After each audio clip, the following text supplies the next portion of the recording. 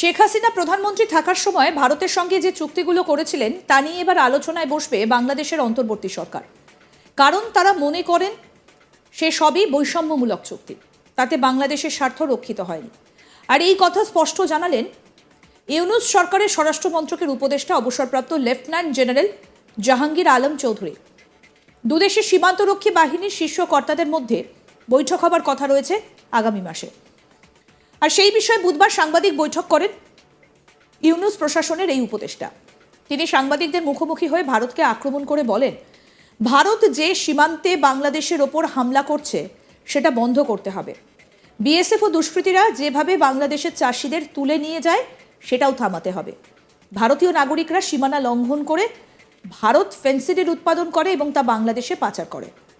এদিকে ওরা দাবি করে যে ফেন্সিডিল একটা ওষুধ, কিন্তু আসলে এটা মাদক হিসেবে তৈরি করা হয়। বৈঠকের বিষয় বলতে গিয়ে বুধবার ভারতের ঘাড়েই সীমান্ত পেরিয়ে ফেন্সিডিল বাংলাদেশে পাচারের দায় ঠেললেন দেশের স্বরাষ্ট্র মন্ত্রকের উপদেষ্টা জাহাঙ্গীর আলম চৌধুরী।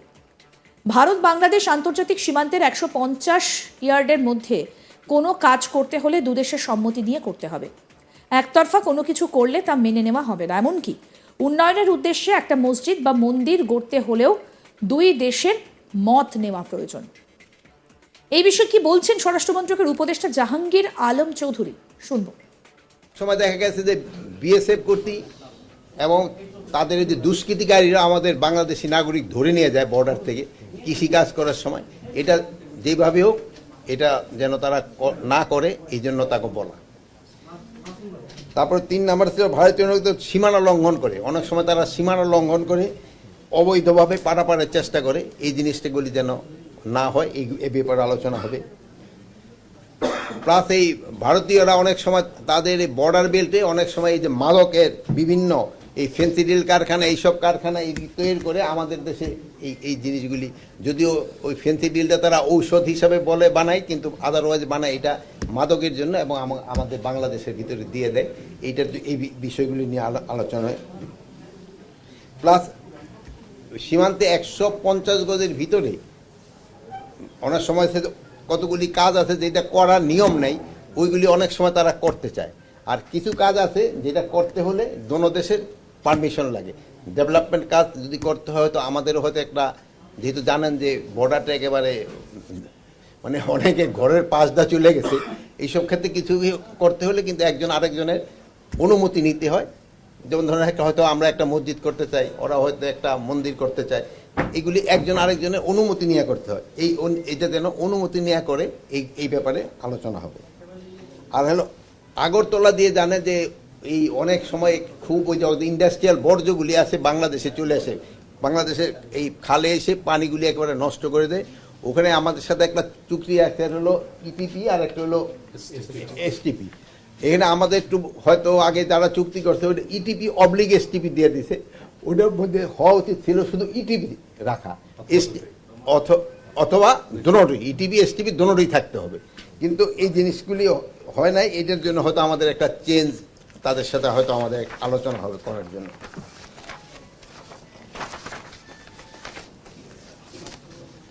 আর তারপরে যে বাংলাদেশের যে নদী আছে, এই নদীগুলি পানিটা যেন সুষম বন্টন হয়, এটার ব্যাপারে আলোচনা হবে।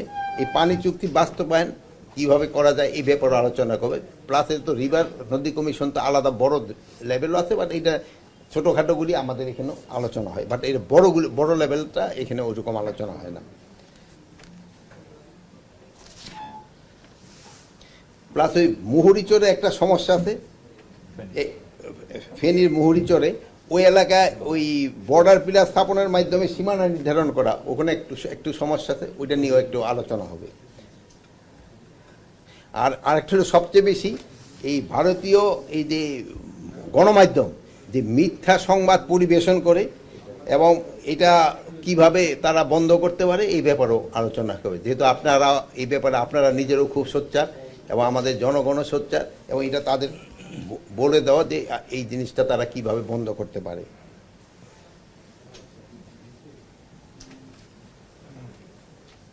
আরেকটা হলো একটা আছে কোঅর্ডিনেটেড বর্ডার ম্যানেজমেন্ট প্ল্যান, এটা একটা বড় সাবজেক্ট, এটা নিয়েও তাদের সাথে আমাদের আলোচনা হবে।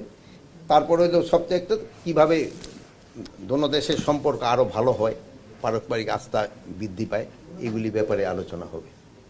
আচ্ছা, কিন্তু ভারত থেকে তো মাননীয় উপদেষ্টা সবসময় বলা হচ্ছে এবং ওদের যে পররাষ্ট্র মন্ত্রণালয় থেকে যে ব্রিফ করে সাপ্তাহিক বলে যে আমরা সমঝোতার মাধ্যমেই আমরা এই যে কাঁটাতারের বেড়া নির্মাণ করছি, অতীতেও করছি, এখনো করছি, কিন্তু এই সমঝোতাটা কি এটা তো আসলে খোলাসা করা ওরাও বলে না, আমরাও কিছু বলি না।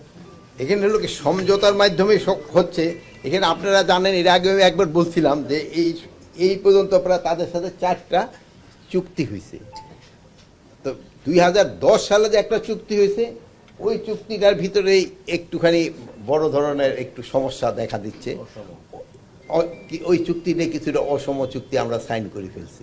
এখন ওই ক্ষেত্রে ওরা যেটা বলে যে তারা যে ইনলিগাল কিছু বলে তা না, যে ওই চুক্তির ভিতরে আপনি এরকম একটা করছেন যে দহগ্রাম আঙ্গার পোতায় 0 লাইনের দিক দিয়ে আপনি করতে পারবেন, কি বলে ফেন্স করতে পারবেন, আপনি পারমিশন দিয়ে দিচ্ছেন, বাংলাদেশ গভর্নমেন্টই পারমিশন দিছে।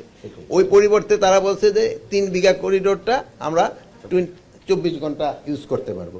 কিন্তু এই 3 বিঘা করিডোরের জন্য কিন্তু আমরা বেরুবাড়ি বহু আগেই দিয়ে দিছি। মানে এই চুক্তির একটা অসম হয়ে গেছে, এইটার সাথে এটার কোনো কানেকশন ছিল না। এই ধরেন এরকম 2-4টা অসম চুক্তি, চুক্তিটা কি স্যার মানে এগুলির জন্য তো আলোচনা। না, আমরা এইগুলি কেন তো বাতিল যেন করা হয়, এই জন্য তাদের আমরা বলবো, মানে একবার আমরা বাতিল করে দিলাম বলা হবে না, ওই জন্য আলোচনা হবে যে এই চুক্তিটা এইভাবে হয় নাই, এটা এইভাবে হওয়া দরকার ছিল। যেমন আমরা বললাম যে ওই একটা বললাম যে আমরা লিখে রাখছি ETP/STP, এখন আমরা বলতেছি ETP and STP দুটোটা থাকতে হবে। আর কিন্তু সেই সময় আমরা এইটা থাকতে পারে, এইটা অবলিক এটা থাকতে পারে, কিন্তু এখন দেখা যায় এই জিনিসটা ঠিক হয় নাই, যেহেতু ETP-তে যেভাবে পানি শোধন করে STP-তে তো ওইভাবে শোধন করে আসতেছে না, মানে এই ধরনের। বাতিলের আহ্বান জানাবেন কি না? বাতিলের আহ্বান জানাবেন কি? আর এই ব্যাপারে আমরা আমাদের এইগুলি পররাষ্ট্র মন্ত্রণালয়ের মাধ্যমে তাদের আগেও আমরা জানিয়ে দিই। এখন তো এটা স্যার ওই যে একটা রেলওয়ের একটা চুক্তি হতে পারে, আলোচনা হয়েছে যে তারা প্রায় আমাদের কুলাউড়া মানে আমাদের যে রেল স্টেশনটা আছে ওটা হলো বর্ডারের থেকে প্রায় 3 কিলোমিটার ভিতরে। এখন আমি 3 কিলোমিটার ভিতরে, এখন এই 3 কিলোমিটার ভিতরে আইসা আমরা কি তাকে আসতে দিব কিনা, এর ইমিগ্রেশন। এই জন্য আমরা চাচ্ছি ইমিগ্রেশন চেকপোস্ট হবে বর্ডারে, ওখানে থেকে ইমিগ্রেশন করে আসবে। আগে ছিল যে 2 পাশে করে দিব, ফেন্স করে, আমার বড় ফেন্স না, ইমিগ্রেশন করতে হবে বর্ডার, ধরুন এরকম। মানে অ্যাকচুয়াল টোটাল সংখ্যাটা আমি আপনার এখানে বলতে পারবো না। আরও আপডেট পেতে দেখতে থাকুন আজ তাক বাংলা, সাবস্ক্রাইব করুন, নোটিফিকেশন পেতে বেল বাটন অপশন প্রেস করুন, হোয়াটসঅ্যাপে ফলো করুন আজ তাক বাংলা, ভিডিওটা লাইক করুন, শেয়ার করুন, কমেন্ট করুন।